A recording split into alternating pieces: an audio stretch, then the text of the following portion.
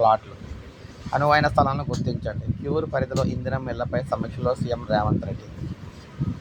జనావాసాలకు దూరంగా ఇందిరమ్మ ఇళ్లను కేటాయిస్తే ఉద్యోగ, ఉపాధి అవకాశాలకు ఇబ్బందులు తలెత్తడంతో పాటు అవి నిరుపయోగంగా మారే అవకాశం ఉందని ముఖ్యమంత్రి రేవంత్ రెడ్డి అన్నారు. ఈ మేరకు పని ప్రదేశాలకు దగ్గరగా జనావాసాల పరిధిలోని క్యూర్లో ఇందిరమ్మ ఇల్లు నిర్మించేలా చూడాలని, దీన్ని నిరుపేదలు జీవనోపాధి కోల్పోకుండా ఉంటారని ముఖ్యమంత్రి తెలిపారు. బోధి పివిలియన్లో క్యూర్ పరిధిలో ఇందిరమ్మ ఇళ్లపై మంత్రులు పొంగులేటి శ్రీనివాసరెడ్డి, మిగిలిన వారందరూ సమీక్షించారన్నమాట.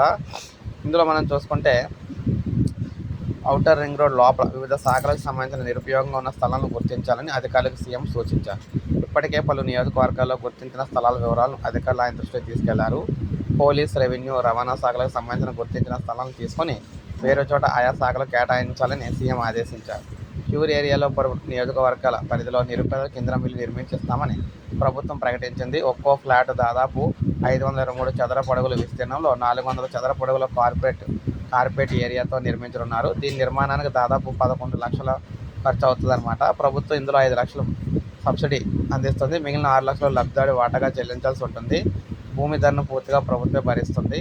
తొలి దశలో 17 నియోజకవర్గాల్లో 7,680 ఫ్లాట్లు నిర్మించి ఇచ్చేందుకు ప్రభుత్వం ప్రణాళిక సిద్ధం చేస్తుంది.